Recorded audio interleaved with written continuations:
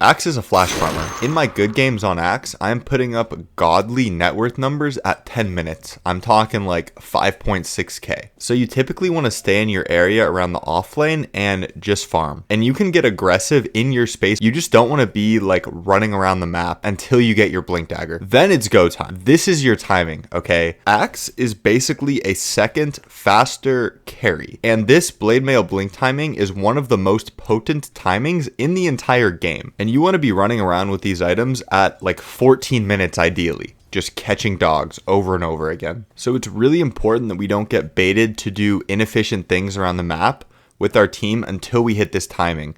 Because again, you are 10 times more powerful with these two items than you are without them. So how you farm is very important on this hero. The best case scenario is if you're winning your lane, you go behind their tower, and you take the enemy wave and you drag it to a camp. So you farm them both at once. And so every minute you are getting 2 waves and 2 camps.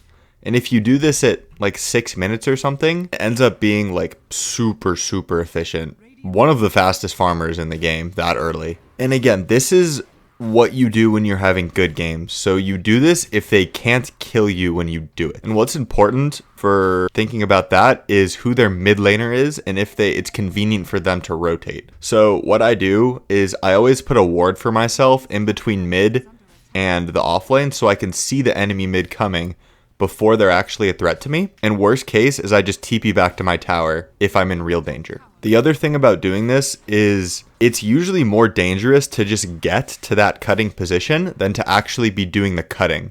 So you really need to be good about identifying opportunities where you can make the transition from the lane to behind the tower. And sometimes you'll have to give up a wave to do this. And the reason that's so dangerous is because the carry is nearby, so he can connect easily when you're doing that. When you get to the cutting position, like in between the tier 1 and tier 2, it's very inconvenient for the carry to come over and kill you because they have the liability of taking all the waves that come into their tower. And if they, take some time out to try to kill you, then they're going to lose a lot. And even if they kill you a lot of the time, it's not efficient because they lose a whole wave for it. And then the worst case, this is your plan B, as Seb puts it. And this is if they have some like Crystal Maiden plus Shadow Fiend lane where you'll just die if you go cut.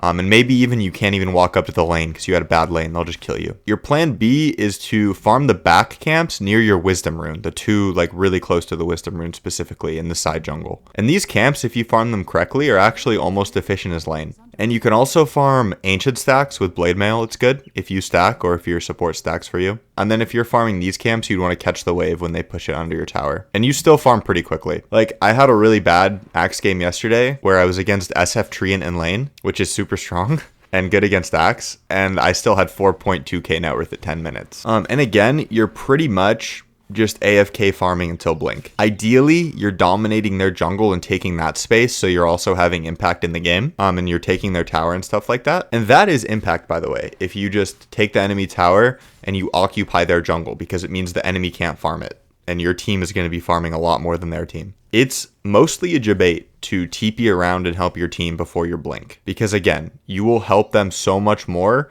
and more powerfully and forcefully later once you actually get your blink. So a lot of people will view this as like kind of selfish, but you're not helping your team now so you can help them more later. So you're helping yourself to help your team actually later. The worst thing you can do for your game is TP to the other side of the map and just die before your blink. Okay, then when you get your blink, it's very simple. Just go mid.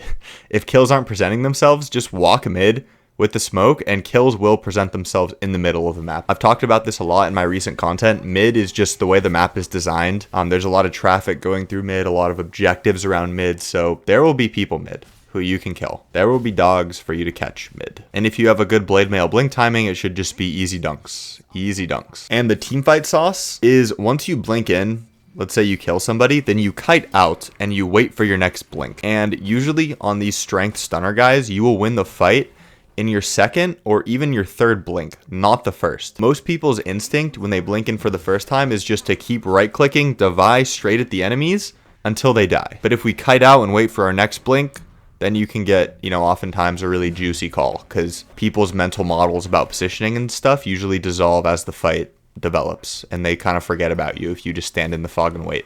Who you call is also pretty important, and it depends a lot on the context, to be honest. But a lot of the time, it's just going to be the enemy carry. So you're just going to wait until they show. If it's like some juggernaut, some PA, you can just one tap them in a call. But sometimes there's nuance, right? Like if you're the only catch on your team, you're the only initiator, you can start on a support or the first guy you see, and then again kite out and just do the carry in the second blink. That's perfectly fine too in some scenarios. Okay, let's talk about items now. So core items in the game are pretty standard. It's going to be just blade mail blink, and then shard, BKB. Kaya Sange is really good because the Sange helps you kite out with the slow resistance stuff, and then the Kaya just gives you more damage. Octarine is good, Boots of Travels are good, Refresher is pretty good. Sometimes Lotus Orb is good. But in lane, the itemization is a little bit trickier.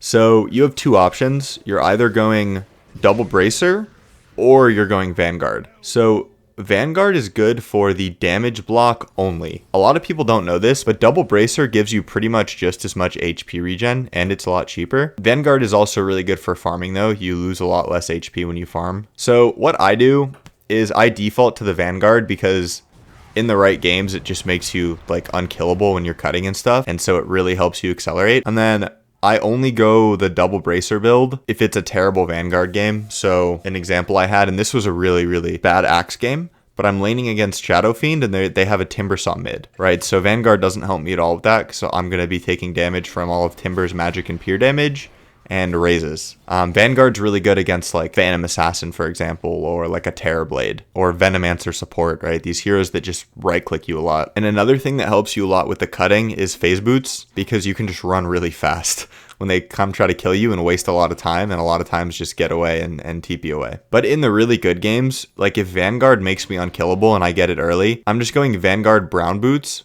Blade Mail Blink, and then I upgrade the Brown Boots to Travels later. If I'm having a really good game and I can just be everywhere killing everything. But some games you need the phase boots, so you can't greed out like that. And the phase boots also give you much needed armor on Axe. Vanguard actually gives you no armor, which is interesting. It's just the damage block. Oh, Tiny is another hero that Vanguard is not very good against. And when I'm going Vanguard, by the way, I'm rushing it. So literally I get my starting items and then I buy the Ring of Health for lane and then just buy the Vanguard, just raw Vanguard first item. This is just a reminder to like, comment, and or subscribe if you enjoyed this video, if you've been watching my content for a while. The subscription means a lot to me, guys. The likes, the comments, they all mean a lot to me. And I'll see you guys soon. I'm actually doing a video sprint right now where I'm doing one video every day starting now for the next 7 days. So you're getting a lot of crab in the next week, whether you like it or not. I have a video coming out about the cardinal sin of the carry role and also the difference between me and like a pro player. Really excited for those. So be sure to subscribe if you want to see those.